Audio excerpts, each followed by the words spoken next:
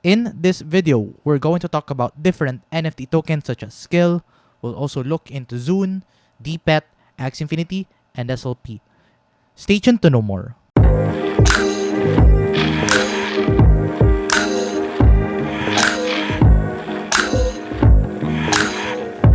So hi guys, and welcome back to another gabscrypto currency video where we trade by data and not by hype. And if you haven't subscribed to my channel, click the subscribe button down below and hit the notification bell so you won't miss out daily technical analysis like this. So in today's video, we're going to talk about different NFT tokens dito sa crypto market space.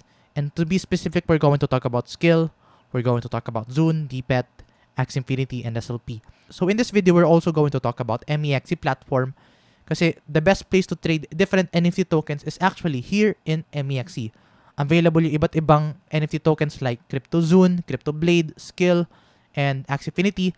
So yeah, if gusto nyo mag-trade ng different NFT token, we are going to talk about MEXC in this video. Before you start trading with those tokens, I think na you must understand first na the way how crypto market works. So just to give you a quick recap, the crypto market works with how the crypto money flow works. So the money goes in first to Bitcoin, to the large cap, then the mid caps, then the low caps. So yung mga pump, maiikot sila dito depende sa money flow. So mag-start mo na yung pumps kay Bitcoin, large cap, then mid caps, then low caps. And yung next na need mo i-understand is kung anong classification yung iyong coin.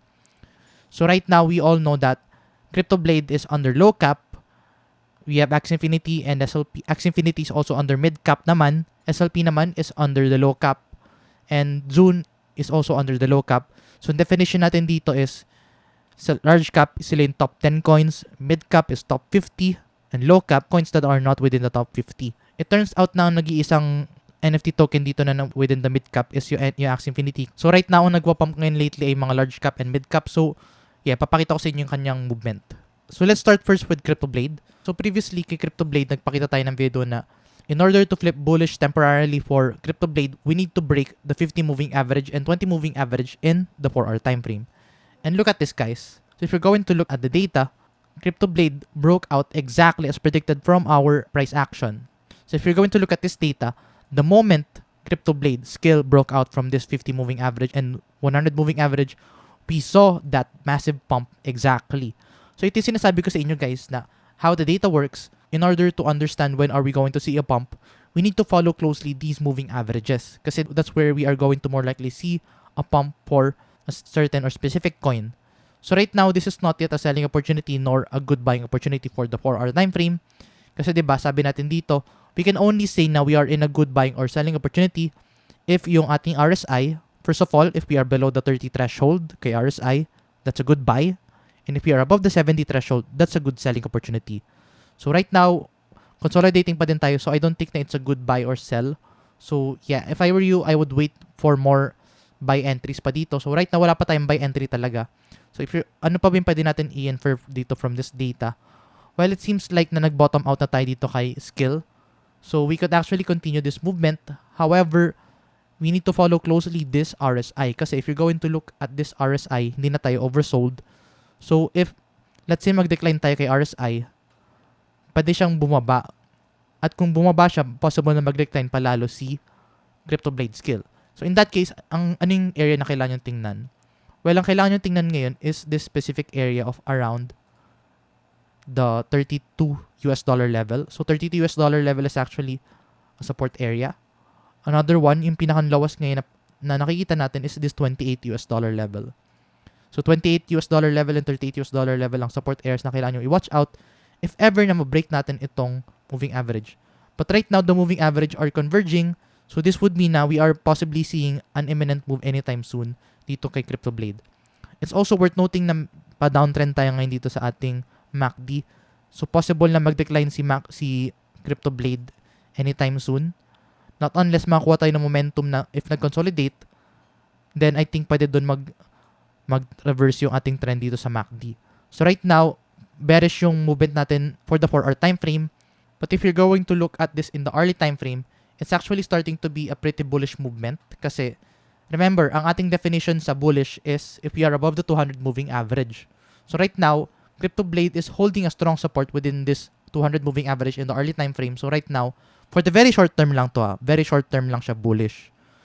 But yeah, If ever na maging oversold tayo dito kay Cryptoblade, let's say mag-decline tayo dito to the 30 threshold, then I think that's a good buy signal for the very short term.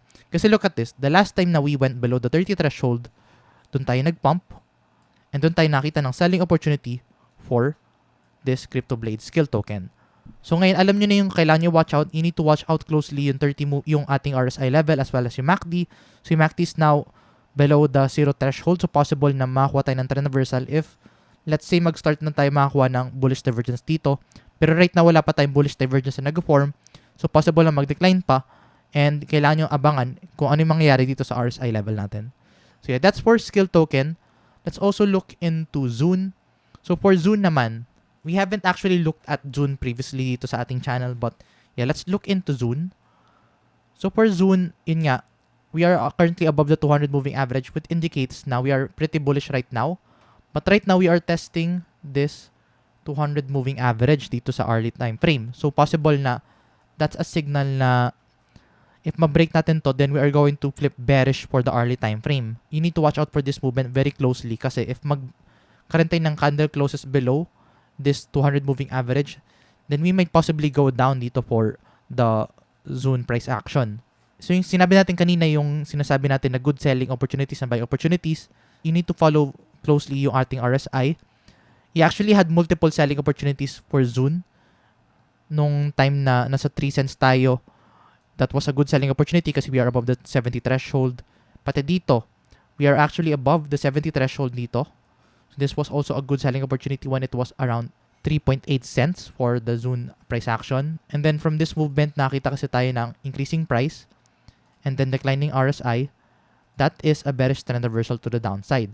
So ngayon yung kailangan nyo abangan is kailangan natin mag-form ng opposite nitong bearish divergence, which is yung bullish divergence. So what must happen right now is kailangan mag-decline ni Zoon habang yung ating RSI ay pataas. So ganun yung kailangan nating abangan natin na movement ngayon. So if nangyari yun, then doon tayo makita ng trend reversal for Zoon. So right now, wala pang ganun movement. But yeah, I highly suggest na you need to follow the RSI sa ngayon. Possible if mag-bounce tayo dito sa 200 moving average, then I think that would be good. Let's try to look at this in the 4-hour time frame. So for the 4-hour time frame, we are actually holding strong support with the 50 moving average in the 4-hour time frame. So possible na makakuha tayo dyan ng support. Let's say mag-bounce tayo dyan. Kasi dun tayo previously nag-start mag-pump.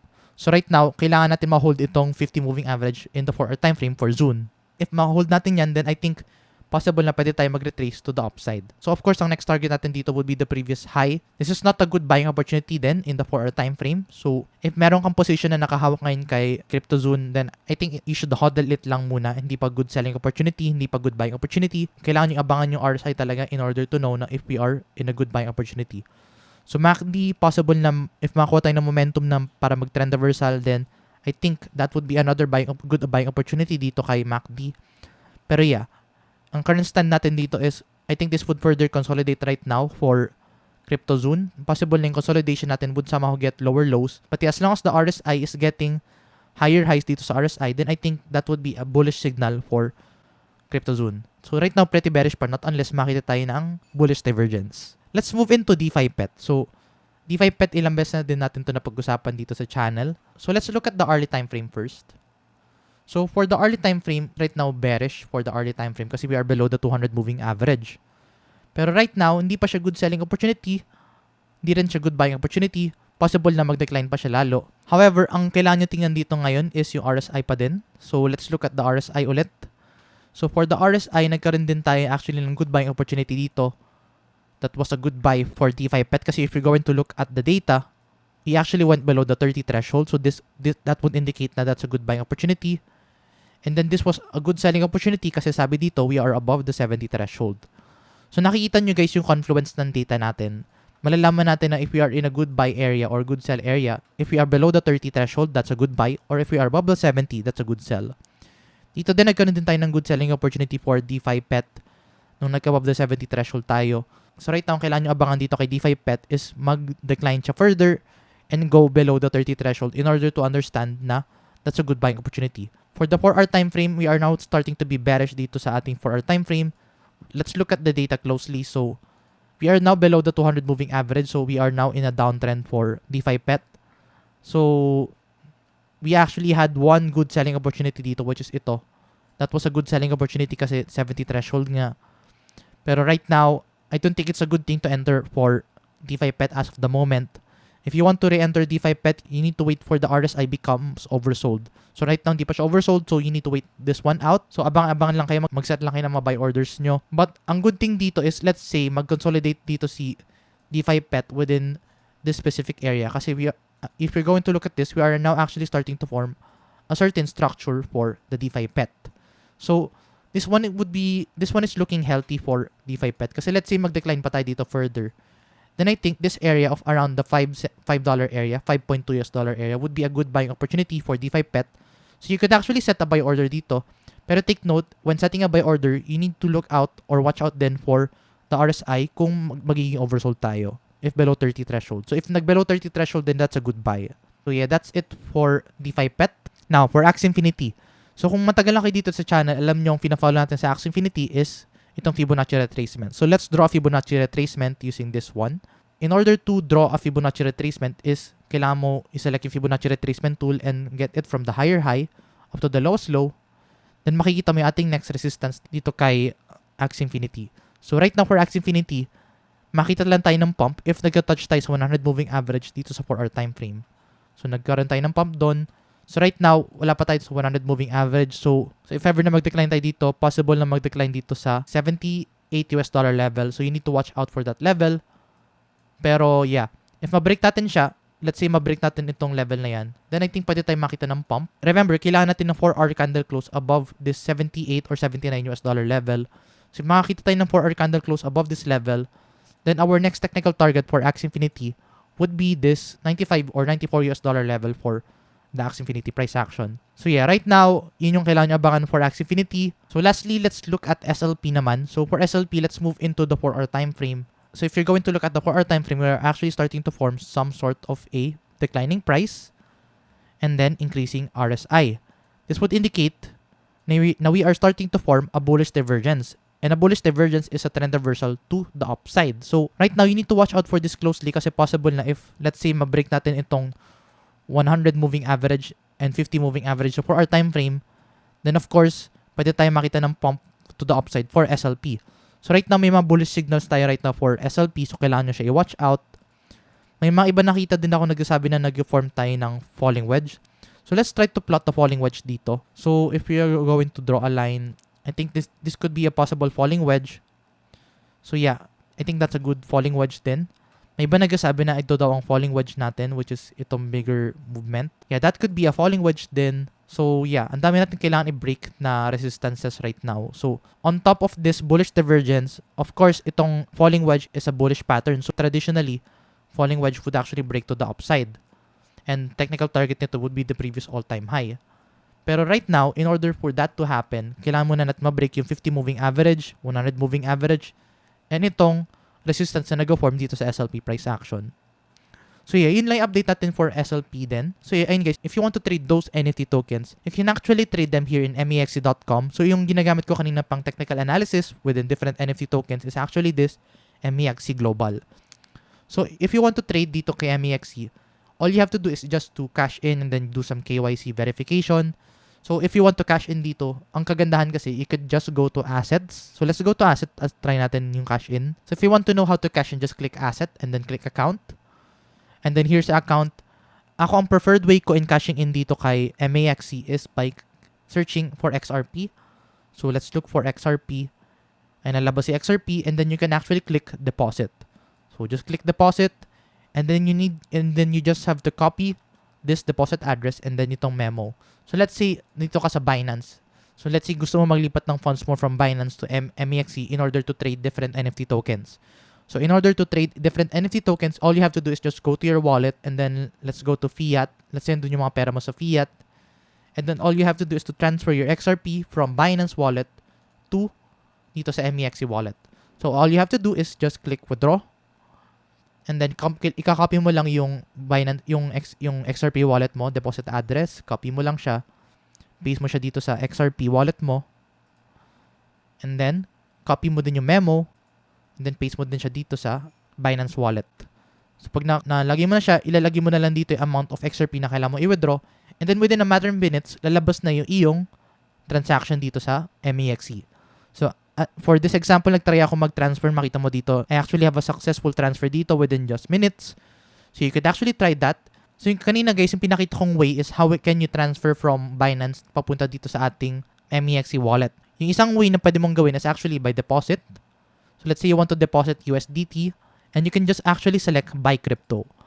So by clicking buy crypto, you also have options na P2P market, or you could actually use credit or debit card. So ako, yung preferred ko dito is this credit and debit card. So ang minimum entry dito is actually around 5,000 pesos. So if you want to cash in, kailangan may ready ka dito 5,000 pesos. Ang kagandahan dito, if you are an iOS user, you can cash in to your crypto using your Apple account kasi meron silang Apple Pay dito sa kanilang MEXC cash in option. So you can just input an amount, lagay mo lang kung ano yung option mo, and yeah, tuloy-tuloy na siya. So ganun lang siya kadali mag-cash in dito sa ating MEXC platform. And then once na nakapaglagay ka na dito ng money, you can actually just go back dito sa market and then you can just go to any coin. So let's say balik tayo dito kay AXS Infinity. Right now, yung mga tinransfer ko, nilagay ko under USDT. So may USDT na akong available. Let's say you want to trade AXS Infinity dito. You can actually just click dito yung limit and then kung anong price ka bibili. So you could actually set yung current price ngayon, which is around $76 US. Pwede $76 US or pwede natin sabihin na bibili ka ng pag bumagsak si AXS Infinity sa $72 US. And then you can actually set kung ilang amount of USDT yung gusto mo i-buy dito kay AXS Infinity. Let's say gusto mo i-allot $139 US.